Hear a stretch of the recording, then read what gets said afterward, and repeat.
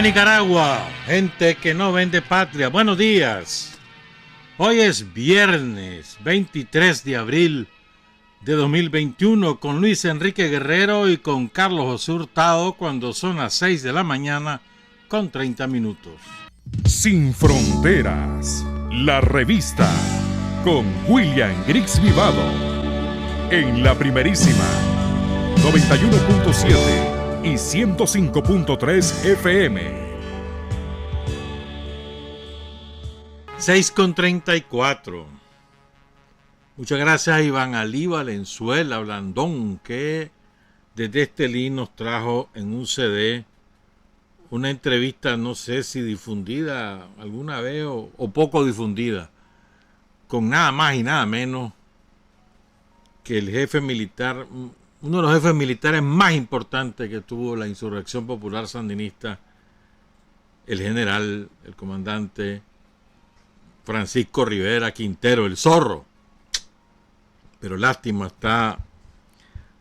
tiene varias partes maltratadas. Vamos a intentar a ver si aquí se puede hacer algo, pero la primera parte está muy bien, pero ya después hay mucho vacío, mucho silencio. Vamos a ver qué hacemos. Pero muchas gracias, Iván Alí. Y un saludo también a Moisés Martínez González, que nos escucha allá en la ciudad de Matagalpa, sobrino de la gran Liana Vivas. Liana Vivas, viuda de Núñez. Gracias a todos por escucharnos. Recuerden que estamos en Facebook Live a través de Primerísima.Nicaragua y de Soy Sandinista en vivo y también en diferido por la página, ¿cómo era que se llama? Ya se me olvidó. Unidos en Victoria. En diferido lo transmiten hoy en la tarde, mañana en la mañana, o sea, el propio día por la tarde y al día siguiente por la mañana en la página de Facebook Unidos en Victoria. Y muchas gracias a los compañeros y las compañeras. Estamos contentos porque el miércoles supimos que la UNAM Managua ha decidido otorgar el doctorado honoris causa en humanidades a nada más y nada menos que al doctor Aldo Díaz Lacayo, uno de los más importantes biógrafos de Sandino, de Carlos Fonseca, del Frente Sandinista, y él por sí mismo un luchador revolucionario de dilatada experiencia. Anduvo en la guerrilla de Raudales, Aldo Díaz Lacayo, en el Chaparral. Un gran compañero, Aldo Díaz Lacayo, muy riguroso en sus conocimientos, un gran conocedor de Simón Bolívar también. De manera que Aldo Díaz el próximo miércoles 28 de abril, pueden ir, todo el mundo puede ir, me imagino que con su mascarilla, pues. Qué desgracia usar esa chachada, pero bueno. El próximo miércoles a las 3 de la tarde en el auditorio 12, en el auditorio Fernando Gordillo de la UNAM Managua.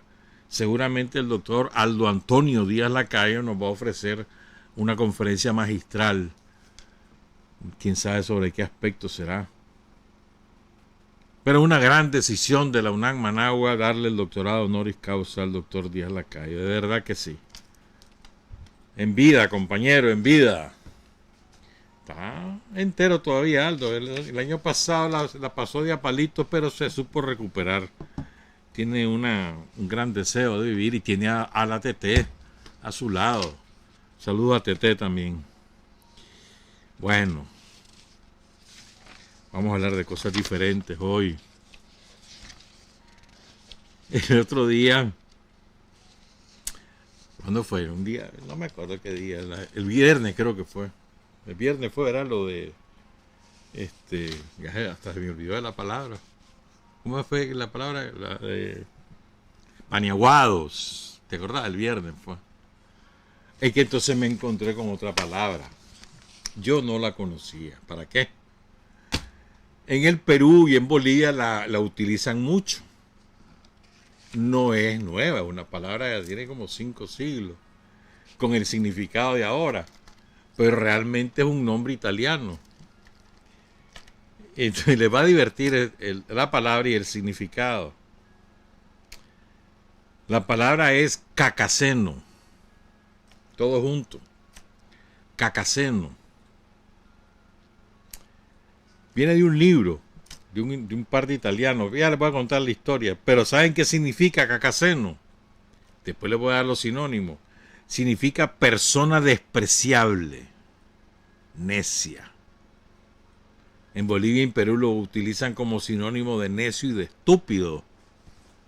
¿Conocen algún cacaceno ustedes? Ahora les cuento la historia. Es que bonito. Uno aprende, ¿no? Entonces, como yo aprendí, quiero compartir con ustedes este conocimiento.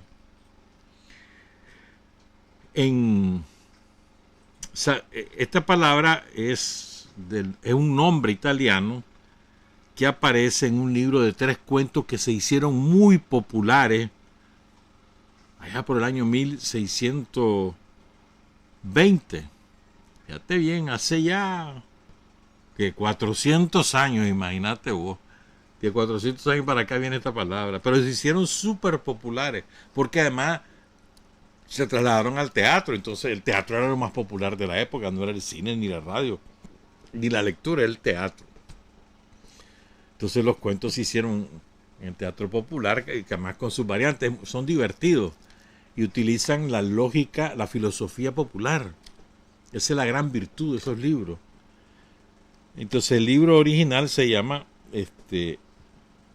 que se me hizo el nombre, aquí está: Historia de la vida, hechos y astucia sutilísima del rústico Bertoldo, la de Bertoldino su hijo y la de Cacaceno su nieto, obra de gran diversión y de suma moralidad, donde hallará el sabio mucho que admirar y el ignorante infinito que aprender, repartida en 3 tratados. De los 2 primeros los escribió alguien que se llamó Julio César Croce, y el tercero, el de Cacaceno, lo hizo Adriano Banchieri. Ya, vamos aprendiendo. Este Banchieri era un abate, era un cura, pues un monje. Y, oigan esto, sí. Entonces, realmente retoman cuentos antiguos, o sea, lo recrean, cuentos viejísimos que se conocían en lo que hoy conocemos como Italia, que en aquella época eran un montón de estados. No era un estado común el de Italia, eso fue después de mucho tiempo, de muchos siglos. Entonces, en este tercer cuento de Cacaceno, que le llamaban en España, después que se popularizó, le llamaban como sinónimo el tonto de Soria, de Coria, perdón, el tonto de Coria, como sinónimo. Entonces era hijo de Bertoldino. A su vez, Bertoldino era hijo de Bertoldo. Y este Cacaceno era bruto y ya viejo, adquirió algo de sentido común, dice el cuento, ¿verdad? Oigan esto, pues. Sale en el libro este pasaje para que tengan una idea.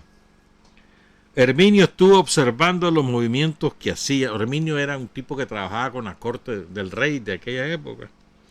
No pudieron. Bueno, y entonces es que resulta que estaba contando estaban hablando con un tipo, entonces el tipo tenía mucha gesticulación con las manos y las estiraba así y así, estirando las manos y los dedos. Entonces el Cacaceno creía que lo estaba agrediendo, que le iba a sacar los ojos, y se pone bravo y comienza a pelear. Entonces Herminio dice, estuvo observando los movimientos que hacía, no pudiendo contener la risa, considerando el gusto que tendrían los reyes al ver su extravagante figura, pues era sumamente grueso, de frente aplastada, ojos saltones, cejas largas y cerdudas, narices chatas y boca tan puntiaguda que parecía gato montés. Mira cómo lo retrata feo con ganas.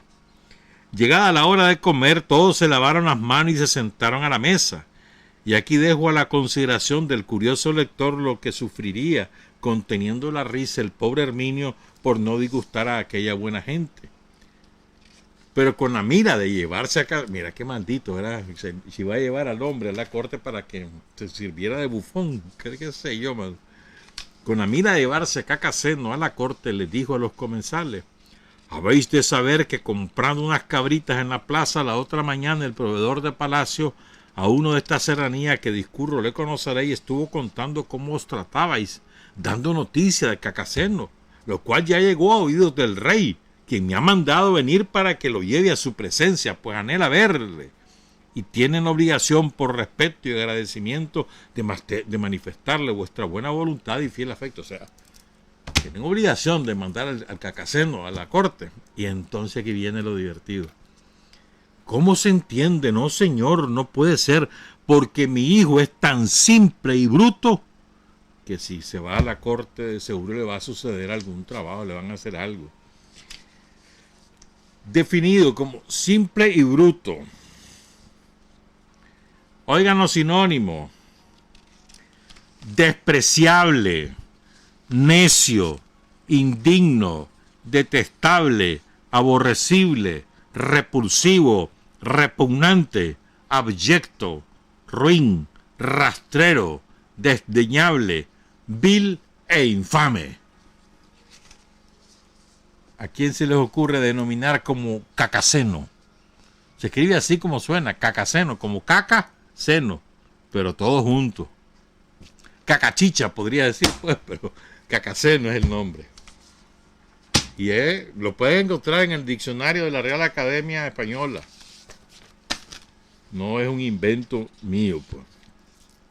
Entonces hoy queremos hablar un poco de un par de cosas. Las vamos a dividir en dos partes. Empecemos, o sea, la CIA y lo que estos gringos son, ¿verdad? Y lo peor es que algunos copiamos esas costumbres. Estos gringos son descarados, ¿sabes cómo le llaman a sus agencias de conspiración y de asesinato en todo el mundo? Porque eso es lo que son. Tienen como 70 agencias de inteligencia con un montón de nombres. Ahí hay series que se presentan en la televisión que son agencias de inteligencia, que tienen un montón de nombres, repito. Entonces le llaman la comunidad de inteligencia. Comunidad, hermano, si comunidad tiene otro significado para el común de las personas. Comunidad, ¿cuál comunidad?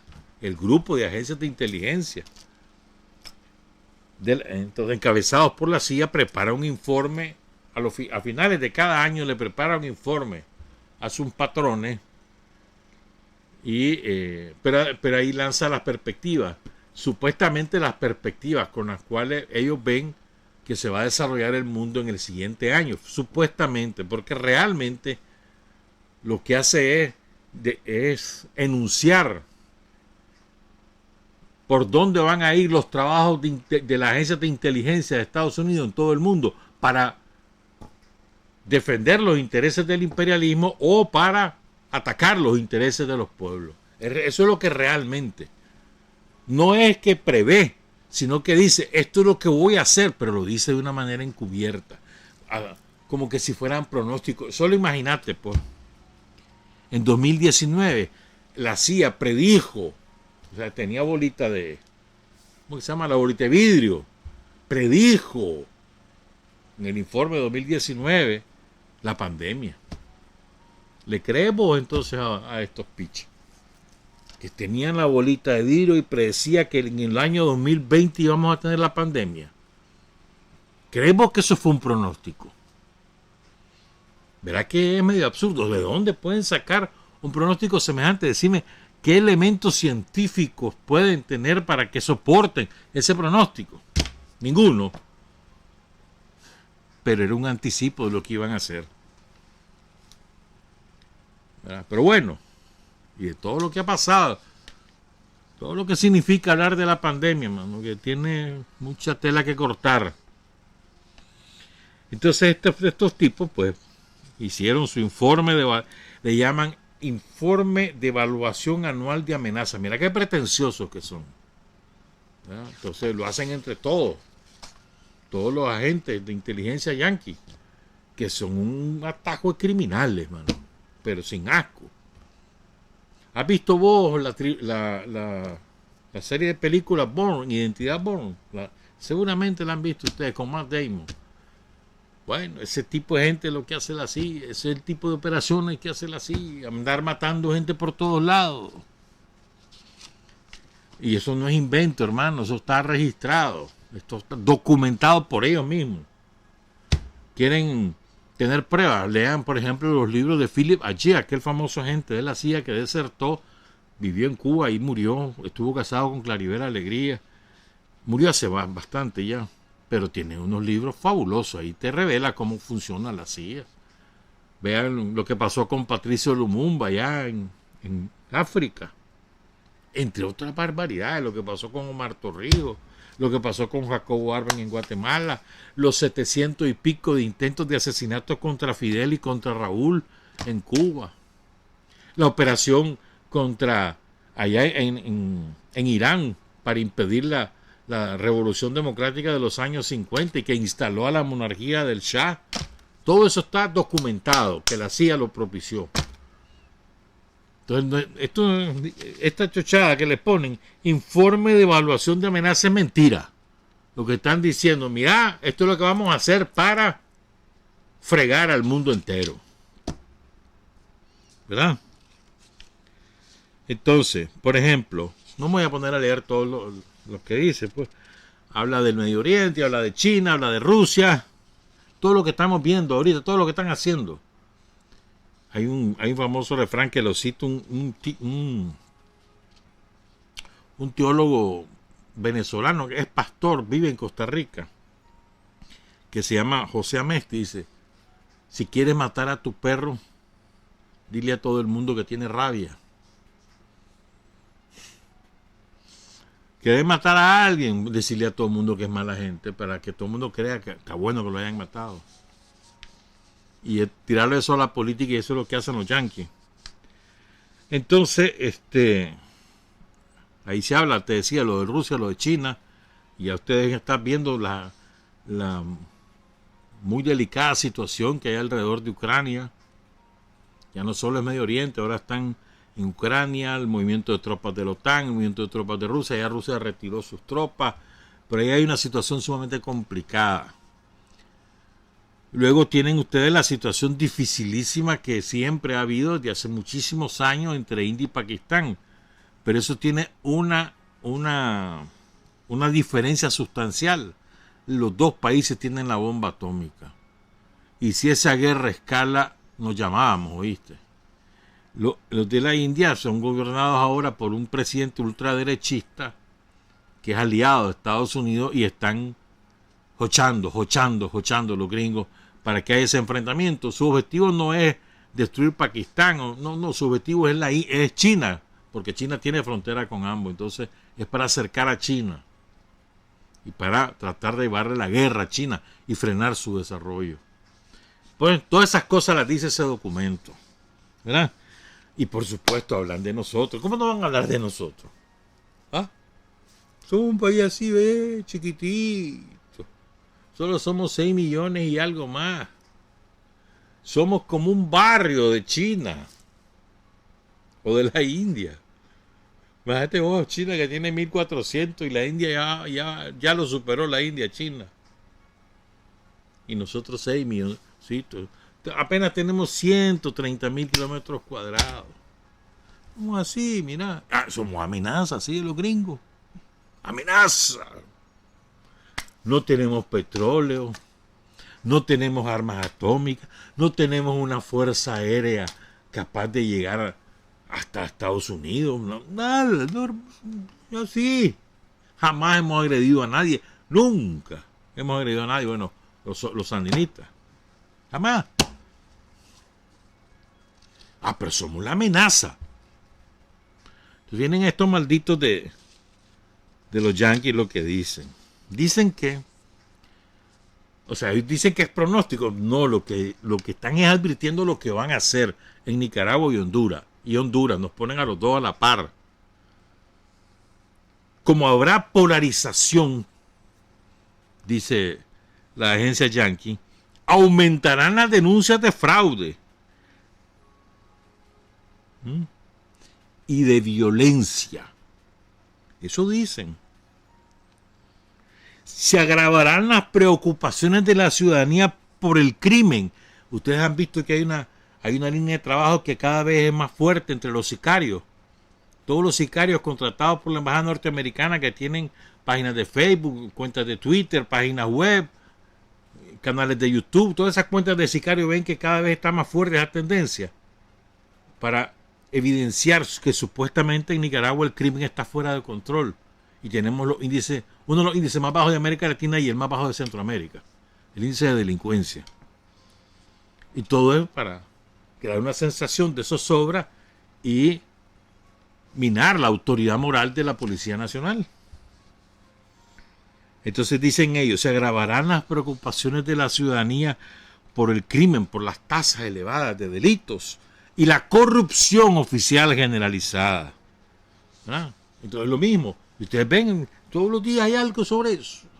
Esa es una línea de trabajo. Entonces dicen, por aquí vamos a irnos, fraude, corrupción y violencia. Por aquí no vamos a ir. Vamos a hacer esas tres cosas, en Nicaragua y en Honduras. En Honduras, para sorpresa tuya y mía, es el Partido Nacional, que es el partido de Juan Orlando Hernández, favorito en las elecciones que son en noviembre de este año. Son favoritos. Entonces el mismo Manuel Zelaya dice que si no se unen todos, van a perder. Manuel Zelaya, el Partido Libre y con el Partido Liberal y con otras agrupaciones que hay en Honduras, ya de menor importancia. Ahí son tres: Partido Nacional, el Partido Liberal y el Partido Libre, que lo fundó Manuel Zelaya. Pero bueno, ya te digo, pues entonces ellos nos están diciendo, mira, te vamos a fomentar la violencia, te vamos a crear ambiente de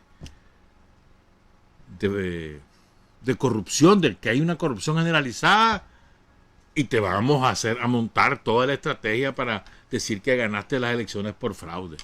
Esa es decisión tomada por las agencias de inteligencia en Estados Unidos. Fomento del crimen y la corrupción.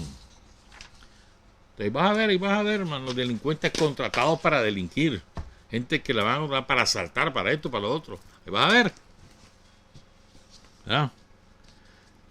Dice el tico el venezolano costarricense que hace este resumen, José Amesti, o Amesti, no sé cómo se pronunciará. Pero hay un dato más grave, dice Amesti. Como por arte de magia, aumentará el tráfico de narcóticos. Ese es el pronóstico de la CIA. ¿Eso qué significa? Que la DEA va a tener más carta blanca para meter droga a Estados Unidos. Dice, a medida que aumente la pobreza, habrá más narcotráfico, dicen ellos. Y a medida que se reduzcan los recursos para mayor cantidad de policías y poderes judiciales. Oye, bien. Y después vienen y dicen una afirmación que es un anticipo político, pues. Son malditos los gringos por derecho, mano. Los narcotraficantes mexicanos continuarán dominando el contrabando hacia los Estados Unidos. Mira qué mentiroso. El mayor productor mundial de cocaína es Colombia. La mayor cantidad de tráfico de drogas circula de Colombia hacia Estados Unidos. Los mexicanos no la producen. Son bodega y transporte. Esos son los mexicanos. Los colombianos la producen y también tienen sus propias redes de transporte y introducción a Estados Unidos, que es combinados con la DEA y con Fuerzas Armadas de Estados Unidos, de todo tipo ahí, porque también hay un montón de Fuerzas Armadas, Guardia Nacional, Migración, de todo está metido en el narcotráfico en Estados Unidos. Esa frontera es muy porosa, solo la cierran cuando les conviene y la cierran a determinados traficantes de personas, a otros no, porque hay complicidad con las autoridades de migración. Entonces ellos anticipan que va a haber más narcotráfico y que además va a ser de mexicanos. ¿Por qué ponen a los mexicanos? Porque les interesa incrementar la contradicción contra México, porque en México está López Obrador, que hasta ahora se ha portado bastante, ¿cómo te dijera yo?, amigable con Estados Unidos, pero que adentro tiene una contradicción salvaje con los magnates mexicanos, con la extrema derecha mexicana. Tienen elecciones, por cierto, en México. Elecciones legislativas y de muchos gobernadores. Entonces ahora dicen, ¿vos te acordás que el crack es un invento es realmente inventado por los yanquis para pervertir a las comunidades empobrecidas de las grandes ciudades de Estados Unidos? Empezó en California y después atravesó todo el país y se asentó sobre todo en la costa este, que es donde estaban los más ricos. Entonces el propósito era un propósito político, era descomponer las comunidades empobrecidas para evitar militancia política. Era cuando estaban muy fuertes, por ejemplo, las Panteras Negras. Por eso empieza en California. Y lo que hicieron fue una cosa verdaderamente espantosa y criminal.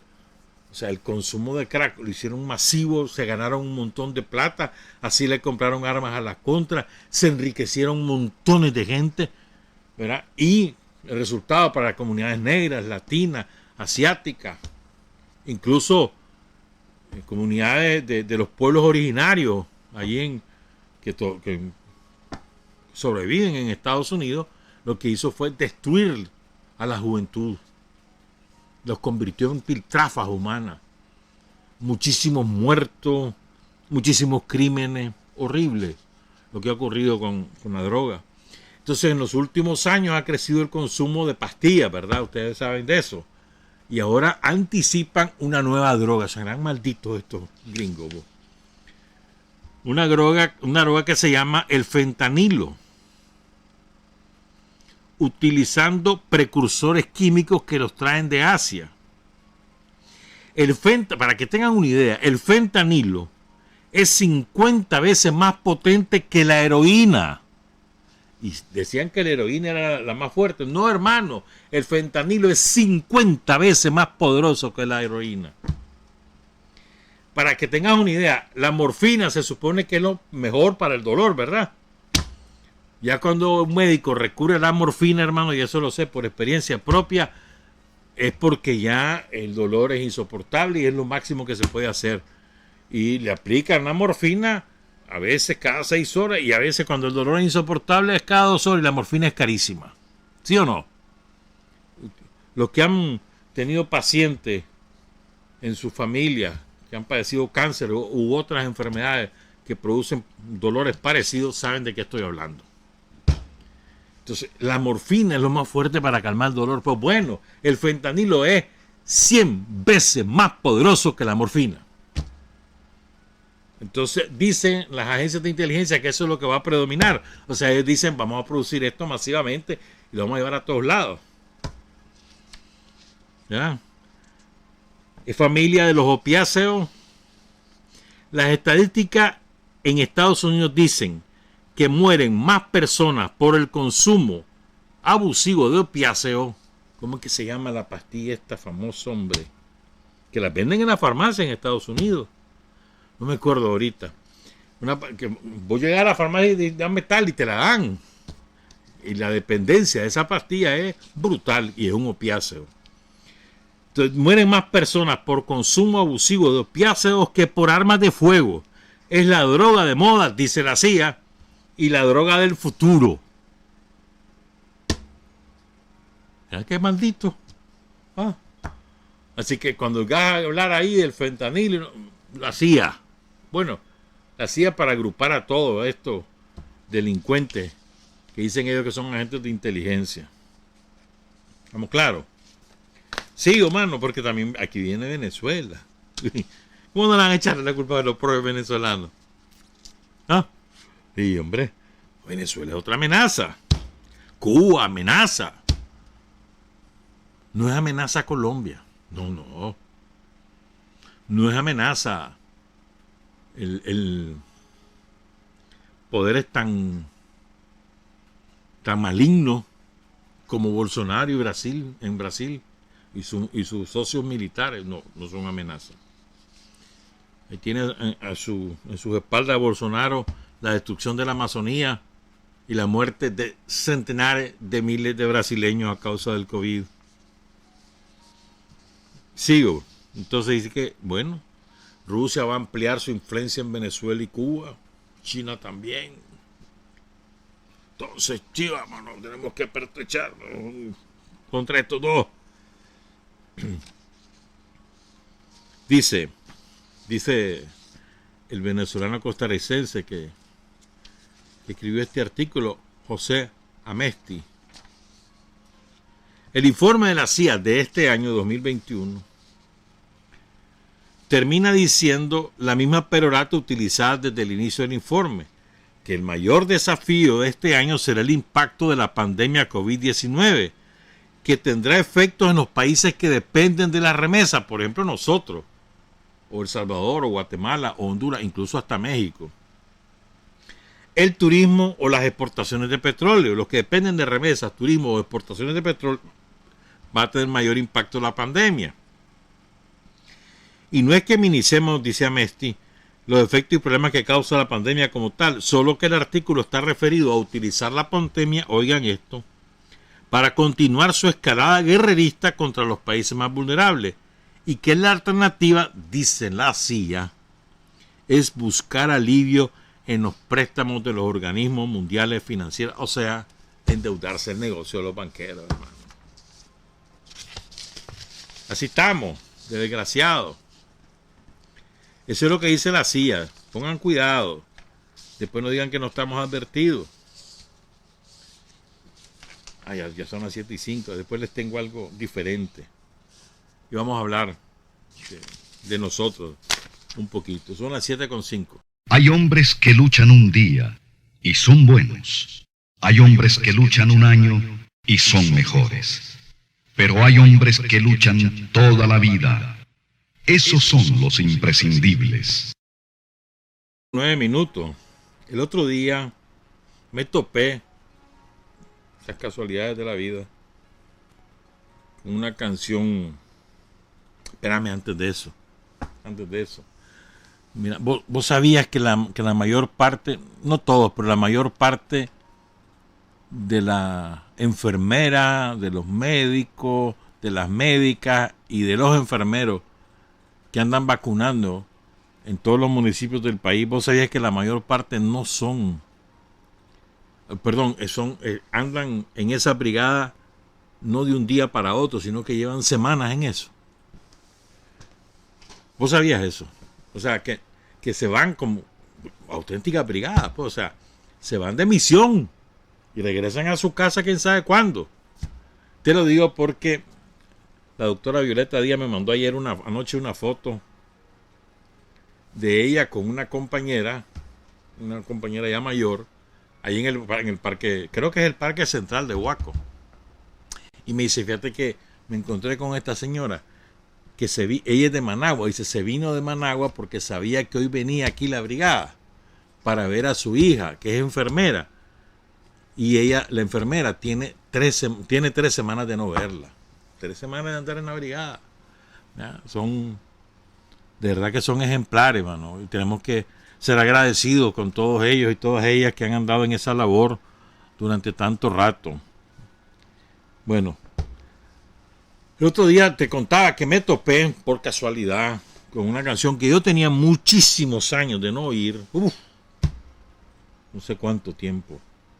Tal vez 70 por ahí, no me acuerdo ya. Es un arreglo, es una musicalización de un poema de Nicolás Guillén, el gran poeta, el poeta nacional de Cuba. Y es una musicalización hecha por Pablo Milanés, que en la época que era cubano. Entonces, vos sabés que Nicolás Guillén es una maravilla. ¿Nunca has leído a Nicolás Guillén? Léelo. Los poemas de Nicolás Guillén son una delicia porque es música hecha verso. No es verso hecha música, es música hecha verso, es una maravilla. El Songorocosongo. Héctor Lavoe hizo una canción famosa en aquella época de Songorocosongo, pero es que vos lees Songorocosongo, que es un poema cortito, y es que como que está bailando. Vos vas leyendo y vas bailando. Es una maravilla. Nicolás Guillén es una maravilla. Léanlo, se lo recomiendo. Entonces él tiene un poema que se llama Los Burgueses. Y Pablo Milanés lo hizo canción. Se la mandé a Wilmer, no sé si la habrá puesto el sábado pasado.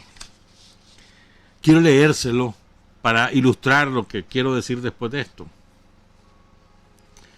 Dice Nicolás Guillén, no me dan pena los burgueses. Te lo voy a leer de nuevo, porque esa es la primera. No me dan pena los burgueses vencidos. Y cuando pienso que van a darme pena, aprieto bien los dientes y cierro bien los ojos. No me dan pena los burgueses vencidos. Y sigue Nicolás Guillén. Pienso en mis largos días sin zapatos ni rosas. Pienso en mis largos días sin sombrero ni nubes. Pienso en mis largos días sin camisas ni sueños. Pienso en mis largos días con mi piel prohibida. Pienso en mis largos días. ¿Por qué piel prohibida? Porque Nicolás Guillén era negro, aunque él se definía como mulato. Y reivindicaba su condición de mulato. De hecho, estos versos dice que son versos mulatos. Pero tenía una identidad de raza y de clase salvaje. El poeta nacional de Cuba, partidario total de la revolución y de Fidel. Tenía una gran amistad, nacido en 1902. Murió en el 89, si mal no recuerdo. Bueno, ahora voy a leer de corrido el poema. No me dan pena los burgueses vencidos, y cuando pienso que van a darme pena, aprieto bien los dientes y cierro bien los ojos. Pienso en mis largos días sin zapatos ni rosas. Pienso en mis largos días sin sombrero ni nubes. Pienso en mis largos días sin camisa ni sueños. Pienso en mis largos días con mi piel prohibida. Pienso en mis largos días. No pase, por favor, esto es un club. La nómina está llena. No hay pieza en el hotel. El señor ha salido. Se busca una muchacha. Fraude en las elecciones. Gran baile para ciegos. Cayó el premio mayor en Santa Clara. Tómbola para huérfanos. El caballero está en París. La señora marquesa no recibe. En fin, que todo lo recuerdo. Y como todo lo recuerdo, ¿qué carajo me pide usted que haga? Pero además pregúnteles. Estoy seguro que también recuerdan ellos. No me dan pena los burgueses vencidos. Una frase salvaje. Y eso es lo que nos ocurre a nosotros, mano. Aquí la burguesía está vencida, pero ahí andan sus despojos queriendo levantar cabeza. Y como no tienen fuerza propia, no tienen más que recurrir a sus amos. Los paniaguados no tienen más que recurrir a los yanquis. Los cacasenos recurren a los yanquis. Nada más. Esa es su fuerza. Por eso es que se alegran e imploran. Se alegran e imploran, ¿verdad?, que los yanquis agredan a Nicaragua. Sí, pero se ponen felices y aplauden. Y citan, yo no creo que los yanquis, y además hacen análisis, van a hacer esto, si lo hacen es porque son serios. No. O sea, una vergüenza ajena es la que me da. O sea, porque su fuerza son los yanquis. No tienen otra fuerza más que los yanquis. Ahorita andan desesperados por ver si terminan de obedecer a los yanquis, porque hay algunos que están resistiéndose al mandato yanqui, que hay que unirse. No, yo no. Si no soy yo no me uno con nadie. Yo quiero ser. Ahí andan en eso. ¿Verdad? Pero otro argumento que te dan los paniaguados y los cacasenos es que vos no te podés enfrentar al poderoso. Que cómo se te ocurre enfrentarte a los gringos. Y te trasladan, te pretenden trasladar la imagen, la convicción de que para qué meterse en una pelea si sabes que la vas a perder. O que vos no obtenés ninguna oportunidad porque ellos son demasiado poderosos. Entonces fíjense, estaba pensando el otro día, recurriendo así episodios de nuestra historia. Daniel es un experto en la historia de Nicaragua, y jamás estuvo jamás estudió historia académicamente, pero es un historiador nato. Entonces, si vos recorres los episodios de nuestra historia, todos los grandes hitos de nuestra historia, en todos ellos está presente el enfrentamiento del pueblo de Nicaragua contra los poderosos, en todos los episodios. Ocurrió en los grandes momentos de la historia de Nicaragua, en cada ocasión, esa fue la característica, el enfrentamiento del pueblo contra los poderosos. Diriangén contra el poderío de los españoles, de los invasores. Situémonos en ese momento, ¿no? Las comunidades de los pueblos originarios en Nicaragua no conocían el caballo, por ejemplo. No conocían muchas de las armas que traían, incluso después que traen ya la pistola, bueno, la fusilería, porque ya la pólvora se había inventado. No lo conocían. Pero solo el caballo, pónganse a pensar en aquel momento, ¿no? Los pueblos originarios de pronto ven a alguien que se parece a ellos montado en un caballo. Y para ellos eso es espantoso, eso además es superior a sus propios conocimientos y lo atribuyen a una figura divina incluso, o maligna, pero que no es propia de el mundo que conocen. Entonces, y aquellos los espantan, los montados a caballo con su lanza en ristre, y además con aquellos escudos todos disfrazados, con armadura y todas esas cosas. Pero no, eso no los arredró. Y Diriangén organizó a su gente y se enfrentó y resistió hasta que lo mataron, pero resistió y no dudó. Sabía que era inferior, infinitamente inferior en poderío militar, pero no dudó en enfrentarlo por la dignidad, por su tierra, por su gente. Y dio la vida por eso. Incluso las batallas de la independencia en Nicaragua, que es cierto que son los criollos las que la realizan, que fue al margen de las mayorías empobrecidas de Nicaragua, que eran semiesclavas o esclavas de esos criollos. Es decir, los criollos que eran hijos de los españoles nacidos en Nicaragua, pero hijos de españoles, esos son los criollos. Incluso la independencia, los propios criollos saben que se están enfrentando al poderío imperial. Y después se dan cuenta que además la jerarquía católica está en contra de la independencia. Y todos ellos eran dependientes de lo que decía el cura, del obispo. Y aún así, se lanzan y logran la independencia. Después tenés los episodios de la Guerra Nacional. A ver, decime vos. Se va José Lores Estrada con un grupo de soldados mal adiestrados, porque en Nicaragua no había un ejército profesional, sino que habían grupos armados por los terratenientes bajo una bandera política, eso eran los timbucos, los calandracas, y decían la guerra, pues, pero no había un ejército nacional. No había, por lo tanto, entrenamiento, ni formación, ni armamento profesional, lo que podían de contrabando. Y entonces, ese grupo armado, ¿verdad?, se enfrenta a los filibusteros en distintos lugares, pierden algunas batallas, y finalmente en la batalla de San Jacinto, ¿qué es lo que inclina la balanza? Los flecheros de Matagalpa, los indios de Sébaco. Esos son los que inclinan la balanza, con una vasta experiencia militar, pero con armas que no tienen nada que equipararse con la de los gringos, con la de los filibusteros. Con astucia, con inteligencia y con valentía vencen a los filibusteros. El pasaje de la piedra de Andrés contra el filibustero, si bien es anecdótico o parece anecdótica, refleja la esencia de ese enfrentamiento. Refleja, dibuja esa esencia. Pero después te vas y seguís. Vos podés seguir en esto a lo largo de la historia.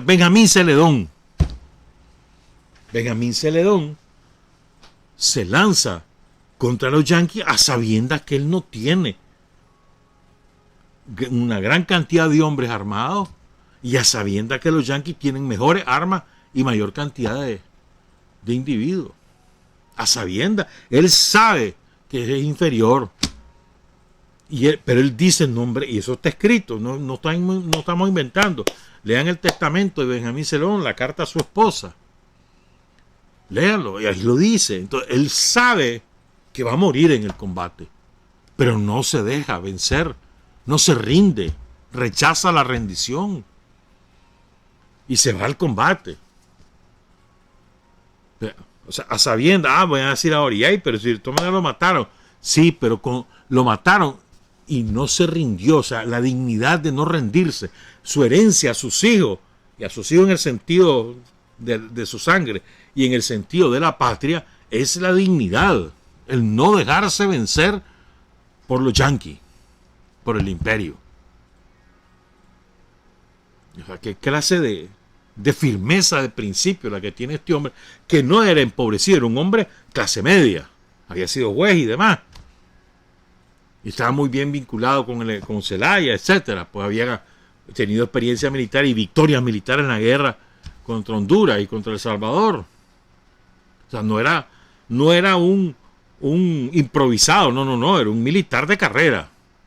O sea, él, por lo tanto, él analizaba la fuerza, y aún así él dice, hombre, no, yo no puedo permitir que pisoteen la patria, yo no puedo permitir que los yanquis vengan a oprimirnos, no, voy a luchar aunque pierda la vida. Y así se fue a Celedón. Después te vas a Sandino, a ver. ¿Qué tenía Sandino cuando comenzó el 4 de mayo? Por cierto, ya viene el Día de la Dignidad Nacional. ¿Qué tenía Sandino? Nada. Nada.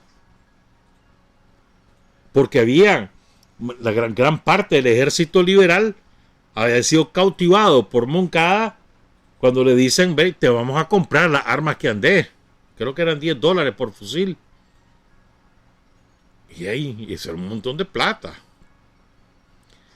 Y la mayoría además estaba cansada de la guerra, después de meses guerreando y andando por esos parajes en condiciones muy difíciles, sacados de su familia, que no veían a su familia durante meses, y la mayoría decide irse.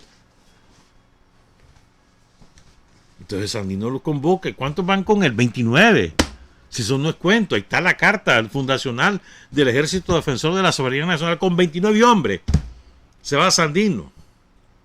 Pero además no es que 29 hombres con fusiles de francotiradores como los francotiradores que tenían los somocitas, que son los que mataron a los muchachos de Estelí, por ejemplo. No era con esos fusiles. No. Era con fusiles recuperados a los marinos, o de esos viejos fusiles del siglo XIX. Cualquier chochada vieja que van, pero armados de valor. Otra desventaja de Sandino, toda su tropa era analfabeta. Y con ellos se va. Más aún, llega a su papa a decirle, rendite, Augusto. Los gringos dicen esto y esto. Llega a su papa y le dice que no. Ya para ese momento ya tiene más organizada su tropa. Cuando muchos saben que Sandino se enmontañó, hay muchos que se van y se incorporan al ejército de Sandino y empieza la guerra. Mucha gente. Pero al principio son 29. Y Sandino sabe que se va a enfrentar no solamente a los yanquis, sino también a los traidores, a los vendepatria. Se va a enfrentar a esos conservadores y liberales que son la misma cosa, que solo se ocupan de sus negocios y de vender el alma del pueblo nicaragüense. Él lo sabe. O sea, no solamente la superioridad militar, sino que además de los yanquis como tales, sino que además los yanquis tienen a sus paniaguados. Y así se va Sandino y los vence, los derrota. Con ese ejército de campesinos descalzos, la mayor parte analfabetos, muchos de ellos aprendieron a leer y escribir en el ejército de Sandino. ¿Y cómo los vence? Con astucia, con inteligencia, pero los vence. Sandino no los venció porque tenía mejores armas que los yanquis, nunca las tuvo. No tenía aviación los yanquis, ¿no se acuerdan los bombardeos de los yanquis que comenzaron en Chinandega, en la guerra libero-conservadora, y después lo hacen en Ocotal, lo hacen en el Chipote, lo hacen en tantos lugares? ¿No se acuerdan? Fuerza Aérea, y ensayando los gringos en Nicaragua lo que después ellos aplicaron en la Segunda Guerra Mundial. Y Sandino no se deja vencer, no se rinde, ahí siguió hasta que lo venció. A Sandino lo tuvieron que matar para poderlo reducir. Además le tienden una celada, una emboscada como traidora y lo asesinan.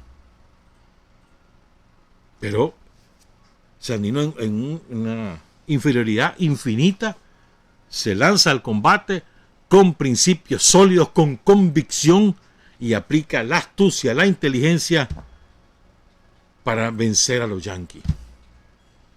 No se olviden esto. O sea, su convicción, sus principios, la astucia y la inteligencia, eso es lo que aplica. ¿Verdad? Después vienen los 45 años de la dictadura.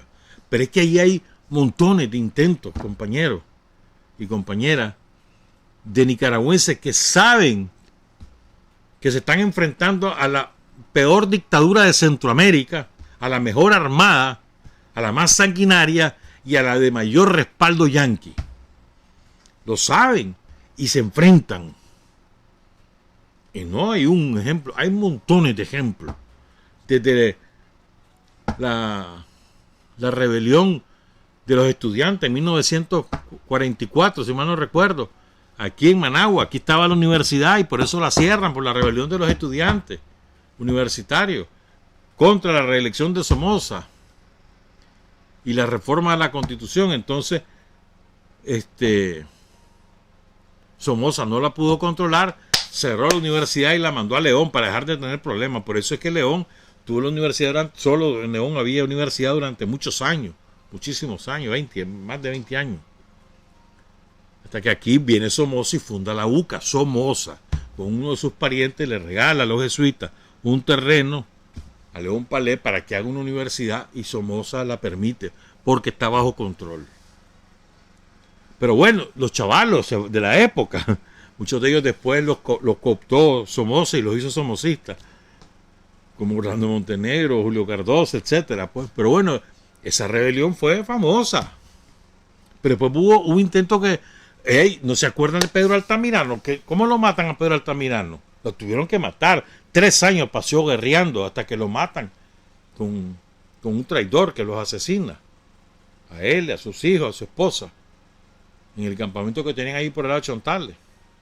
Y Pedro Altamirano sabía que lo podían matar. Sabía que no tenía forma de enfrentarse al poderío de la guardia, que no tenía suficiente gente, que no tenía condiciones de abastecimiento, que no tenía armas suficientes, pero no se rinde. No se rindió. Y después está Raudales, la guerrilla de Raudales, la guerrilla de Manuel Díaz y Sotelo, la rebelión de abril de 1952, de exguardia, de civiles y de chavalos de la época, el Chaparral. Entonces, ¿qué es lo que quiero decir? Que en todas esas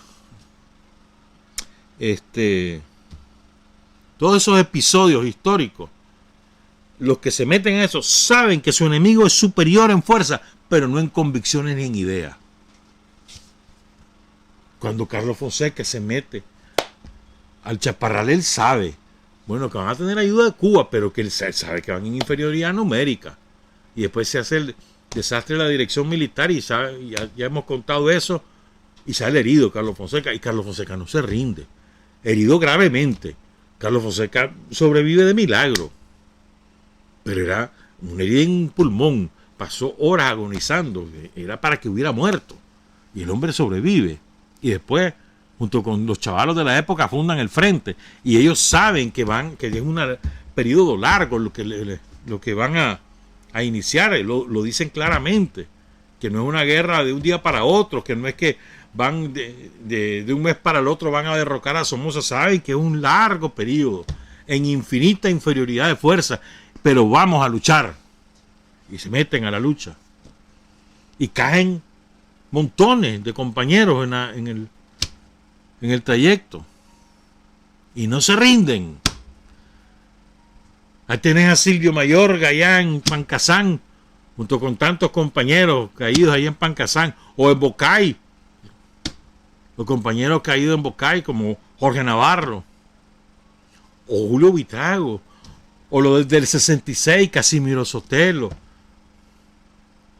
Edmundo Pérez, Roberto Amaya, o Lionel Rugama, o los que caían presos y no se rendían, les ofrecían de todo.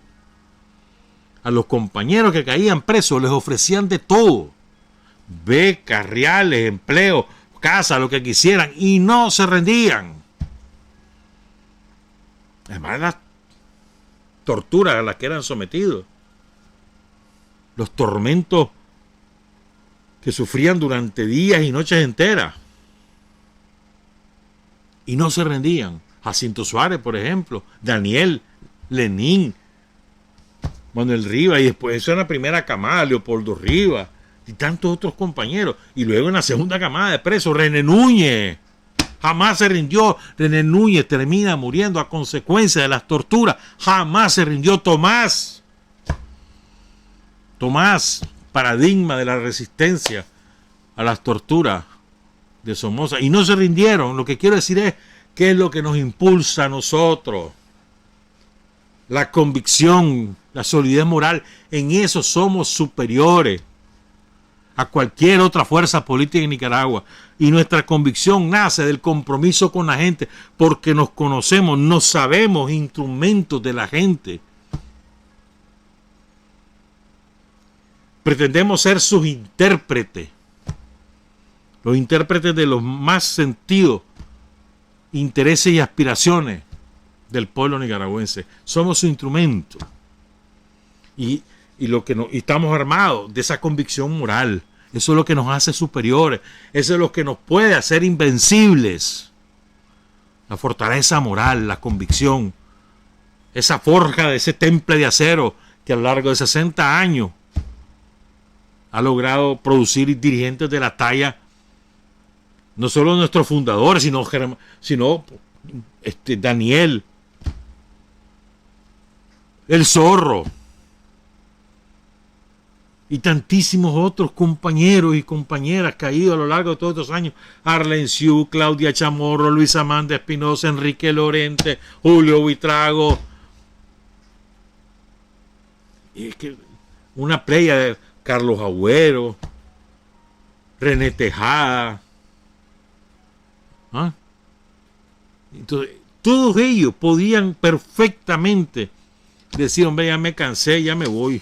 Ahí está tu chunche. Ahí nos vemos, voy a ir a estudiar, voy a ir a trabajar, voy a ir a ver a mis hijos. Cualquiera de ellos. Nunca lo hicieron por convicción, por compromiso. Entonces, esa fortaleza moral es la que los hizo vencedores y por la que son vencedores. Entonces, por eso que nosotros decimos siempre el ejemplo, los héroes y mártires. ¿Cuál es el ejemplo? Que su fortaleza era de tal proporción, de tal magnitud, que lo llevó a enfrentar su vida antes que rendirse. Es muy fácil a veces leer, ¿no? Y decir, bueno, y soportó las torturas.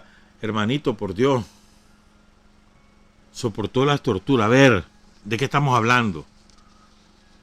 No solo la golpiza, sino el tipo de golpiza y la ubicación de los golpes.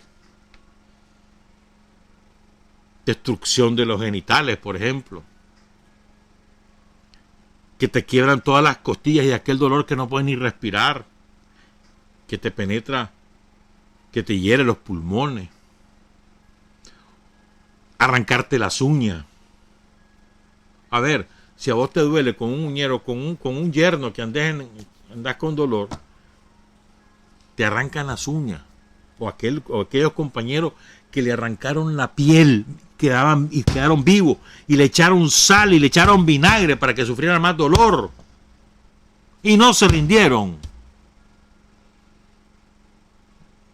O sea, ubiquémonos en todo lo que ha ocurrido, pues. Entonces, y eso es lo que nos fortalece, esos ejemplos. Y no es que nosotros nos va a pasar eso ahora, no. Pero eso te fortalece porque vos decís, chocho, hermano, si esos estaban en esas condiciones y aún así no se rindieron, Cuando menos yo me voy a rendir, que ahora estoy en paz, que tengo que mi partido es el gobierno, que el pueblo de Nicaragua está gobernando y que está viviendo mejor. ¿Cómo me voy a rendir yo ahora? Solo porque están los yanquis ahí. No, hombre. Si ya los hemos vencido. ¿Y no te acuerdas de la guerra que nos hicieron en los años 80? ¿Ah? ¿Por qué los vencimos? ¿No se acuerdan que ellos estaban mucho mejor armados que nosotros? Lo que pasó en San José de las Mulas, pues. Los chavalos de San José de las Mulas con besetas, fusiles de 1940, que se enconchaban, que no podían ni combatir con ellos, y ninguno de esos chavalos se rindió. Terminaron matando a gran parte de ellos, el resto no se rindió. Es cierto, se replegaron, claro que sí. ¿Cómo no se iban a replegar? Pero no se rindieron, no se entregaron a la contra. Y capturaron a algunos compañeros y después de golpearlos, los fusilaron, los ejecutaron, pero no se rindieron. Los mismos contras, admirados, contaban la valentía de esos hipotes. Y por eso sabemos muchas de las cosas que ahí pasaron, porque los mismos contras lo contaron. Pero eran cipotitos, todos eran chavalitos, no eran militares profesionales, excepto 3 de ellos. Y de los 3 profesionales solo había uno. Y no se rindieron.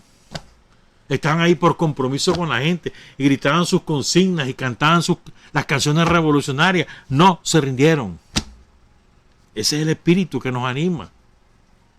Nosotros no nos rendimos, hermano. Y esta es una de las cosas que le resulta difícil entender a los paniaguados, a los sicarios, a los cacacenos. Les resulta difícil entender.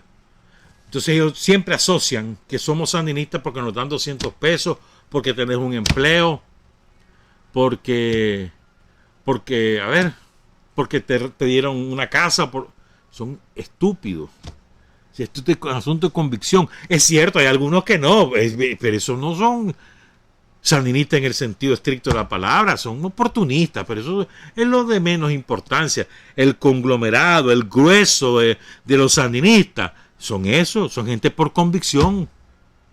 ¿Ustedes creen que no fue convicción resistir las agresiones del somocismo que te rodeaban la casa, te insultaban en las redes, te linchaban en las redes y te querían quemar, o te quemaban la casa, o te incendiaban la casa, o te agarraban y te torturaban? ¿No fue convicción de todos esos compañeros que sufrieron todas esas cosas durante el golpe somocista?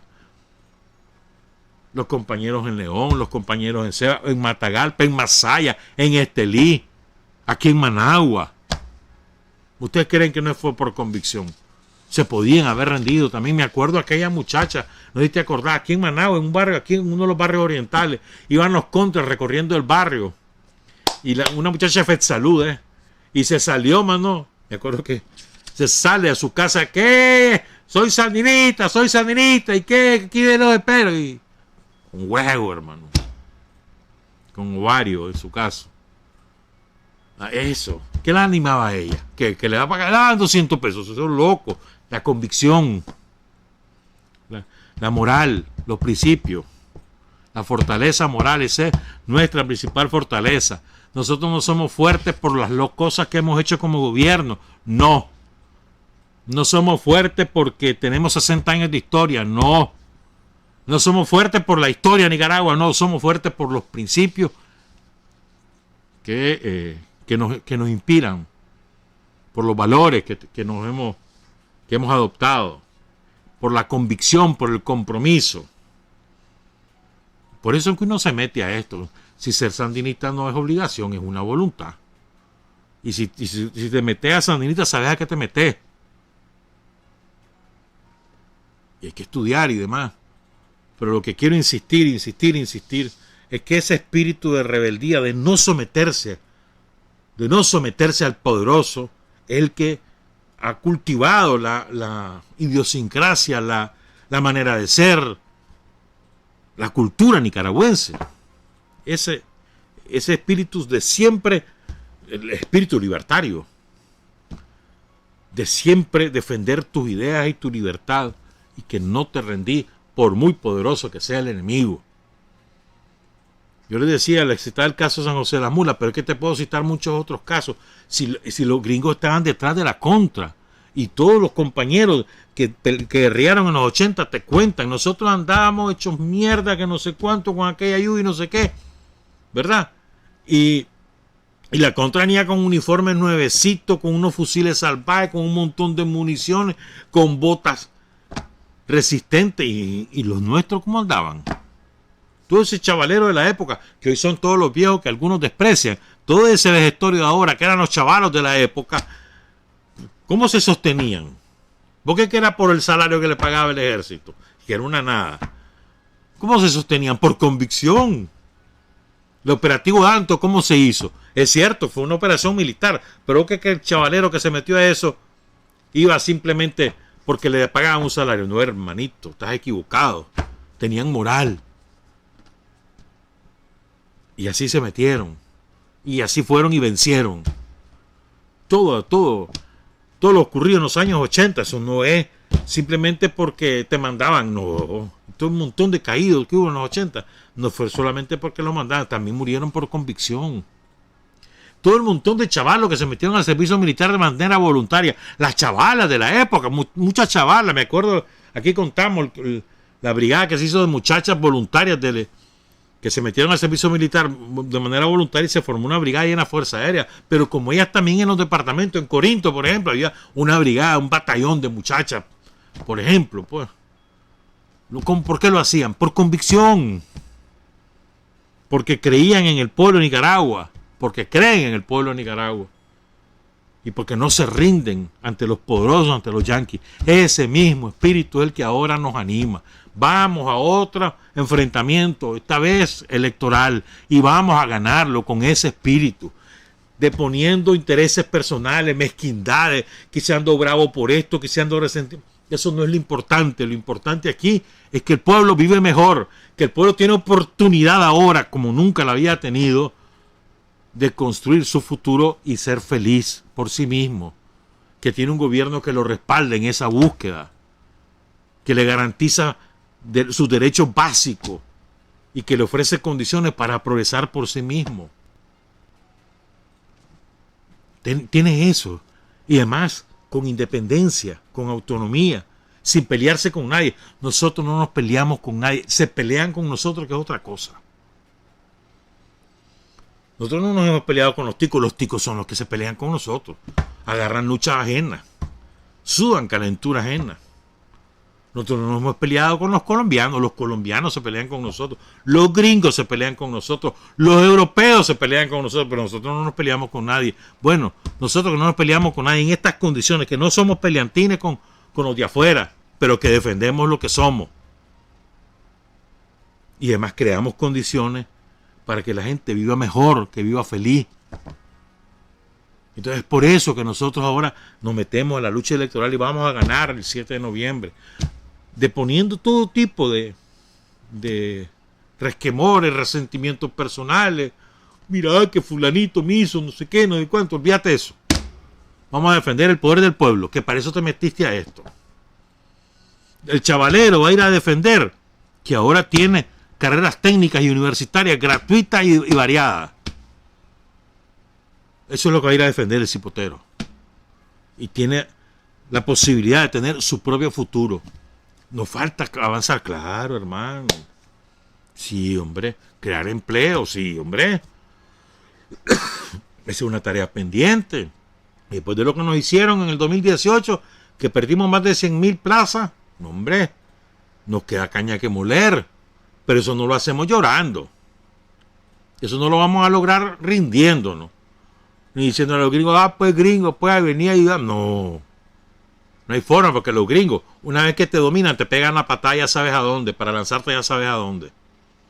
No, lo vamos a hacer con nuestra propia fuerza, con inteligencia, con astucia. Como hizo Sandino, inteligencia, astucia y convicción. Eso es el espíritu que nos anima. Entonces no le anden poniendo mente a eso. Ay, que mira que los gringos, que no sé cuánto. Avión, pues. Y ahí, ya se te olvidó lo que ha pasado en este país con otra gente, con otros dirigentes, con otros próceres. Entonces, Si ellos pudieron, nosotros también. Y ahora tenemos mejores condiciones, además. Y los vamos a vencer con inteligencia, con astucia, con firmeza, sin blandenguería, sin que te dé pesar. Como dice Nicolás Guillén, y ya con esto me voy. No me dan pena los burgueses vencidos. Y cuando pienso que van a darme pena, aprieto bien los dientes y cierro bien los ojos. Y pienso en mis largos días sin zapatos ni rosas. Y pienso en mis largos días sin sombrero ni nubes. Y pienso en mis largos días sin camisas ni sueños. Y pienso en mis largos días con mi piel prohibida. Pienso en mis largos días. No me dan pena los burgueses vencidos. Trabajar, avanzar, combatir, vencer, patria y libertad. Revolución es sentido del momento histórico. Es cambiar todo lo que debe ser cambiado. Es igualdad y libertad plenas. Es ser tratado y tratar a los demás como seres humanos. Es emanciparnos por nosotros mismos y con nuestros propios esfuerzos. Es desafiar poderosas fuerzas dominantes dentro y fuera del ámbito social y nacional. Es defender valores en los que se cree, al precio de cualquier sacrificio. Es modestia, desinterés, altruismo, solidaridad y heroísmo.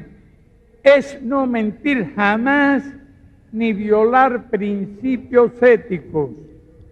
Es convicción profunda de que no existe fuerza en el mundo capaz de aplastar la fuerza de la verdad y las ideas.